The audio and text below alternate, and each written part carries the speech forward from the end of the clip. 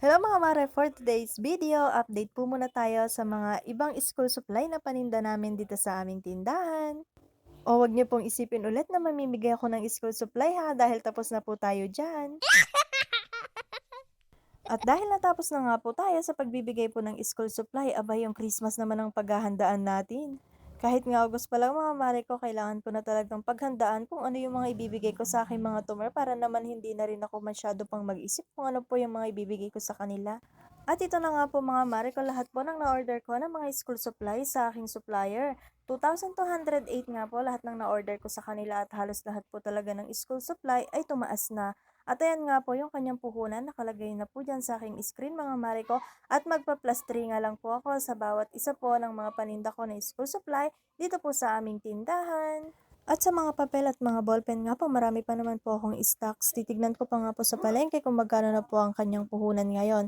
In-stock ko nga po ito noong hindi pa po nagtataas yung mga school supply. Pero ngayon nga po, hindi ko na alam kung magkano po ang kanyang puhunan. At eto nga po yung mga papel po na na-stock ko. Nabili ko pa po ito noong mura pa siya. So dito ko na lang nga po siya nilagay sa isang kahon para naman po hindi siya malikabukan. At nung binuksan ko nga mga Mariko itong kahon, ayan, napaka-cute naman ng wallet na to. Hindi ko alam kung kanino ko siya ibibigay. I-mine nyo na lang kung gusto nyo. At yung mga binili ko po pala ng mga papel mula grade 1 hanggang grade 4 is nasa 15 pesos lang po dati ang kanyang puhunan at 18 pesos nga po yung aking bentahan. Bawat isang pad po pala is 18 pesos yung aking bentahan mula grade 1 hanggang grade 4 po. Tapos ang bili ko naman po doon sa long pad is nasa 22 po ang kanyang puhunan, yung isang pad niya 25 pesos nga po yung aking bentahan. Hindi ko na nga po alam kung magkano na po puhunan ng isang pad na papel ngayon, nakalimutan ko po kasing tanungin sa aking supplier. Pero pag bumili nga po ako ng ibang school supply, itatanong ko na lang nga po ito sa palengke kung magkano na po ang kanyang puhunan para naman po may benta ko po ng tama.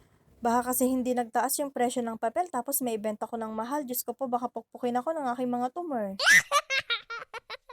Pero eto din po talaga yung kagandahan kung meron talaga tayong mga stocks tapos alam natin na nagtaas, abay kikita talaga tayo dito kahit papano. Kung halimbawa nga po na tumaas itong mga papel po na mga in-stock ko, abay 3 pesos lang po ang aking mga ipapatong dito. Syempre baka sabihin ng aking mga tumor, stock mo yan pero napakamahal mo naman ibenta. At kung kanina nga mga mare ko, meron din akong ipinakita sa inyo ng mga planggana, hindi ko po benta yun ha. Binigay lang po sa akin ng aking supplier, ng school supply yon. Abay, tinambakan na ako ng mga plasticware mga mare ko. Marami na rin talagang binigay sa akin yung supplier ko po ng mga school supply. Siya po talaga yung nagbibigay sa akin ng mga timba, binibigyan din ako ng mga basket. Pero ngayon, bonggang binigay niya sa akin, binigyan niya ako ng 2 planggana. At baka isipin niyo mga mare ko, yung arinola na pinaglalagyan namin ng pera dito sa aming tindahan, binigay niya po ha. Hindi po, binili ko po yan sa 20-20, depende sa klase at 50 pesos nga po bawat isa ang bili ko dyan mga mare ko, kaya napabili naman ang inyong tindera ng 2 piraso. At sabi nga po nila, swerte daw kung sa arinola natin ilalagay yung mga benta natin sa ating tindahan. Totoo ba yon mga mare ko? Pa-comment naman dyan sa baba. Pero minsan naniniwala pa rin talaga tayo sa mga kasabihan mga Mariko. Pero dapat nasa atin pa rin ang gawa mga Mars para naman tayo ay tuluyan na umasenso at tayo ay tuluyan na yumaman para marami tayong matulungan. Kaya kami nga ay nagdodoble kahit mga Mariko para naman makaipon kami at mabili namin yung gusto namin bilhin.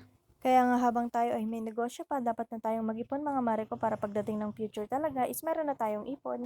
At dahil nga po dito din sa aming pwesto, hindi ko po alam kung hanggang kailan po kami magtatagal dito kasi nga po naka for sale na po yung binabantayan po namin na rice mill. At maraming maraming salamat nga po sa aming mga amo na hindi pa po kami pinapaalis dito hanggat hindi pa po nabebenta itong rice mill. Marami talagang alaala ang maiiwan kapag umalis na po kami dito sa rice mill po na binabantayan namin kapag ito po ay naibenta na. Pero ganyan naman po talaga mga mare ko, walang permanente sa mundo. Kaya nga po hinahanda ko na rin talaga ang aking sarili pag po nabili na itong binabantayan namin. Doon nga po sa lilipatan namin mga mare ko kapag halimbawa nga po nawala na po at naibenta na nga po itong rice mill na binabantayan po namin, is doon na po kami sa sarili po naming bahay. Doon na po ulit kami, bubuo po ng panibago po naming tindahan at syempre alam ko po mahihirapan na naman kami makahanap po ng mga suki doon. Kasi nga po doon po sa bahay namin talaga is papasok na at wala pong gaano talaga mga tao. Pero sabi nga po ng aking mga tumer, kung halimbawa naman po na lumipat na po kami at wala na po kami dito sa rice mill, isusundan naman daw po nila kami at maraming maraming salamat nga din po sa aming mga tumer kasi pinalalakas po talaga nila yung loob namin. Pero siyempre po yung iba customer namin hindi na po namin talaga makikita kasi nga po masyado na kaming malayo, pera na lang po kung dadayuhin nila kami doon sa panibago po naming puwesto, kung wala na po kami dito sa rice mill. At ayan nga po mga mare ko, hanggang dito na nga lang po ang video na 'to, at sa mga hindi pa nga po nakasubscribe sa aking channel, pa-subscribe naman po at pa-follow na rin po sa aking Facebook. Maraming maraming salamat po sa inyong lahat.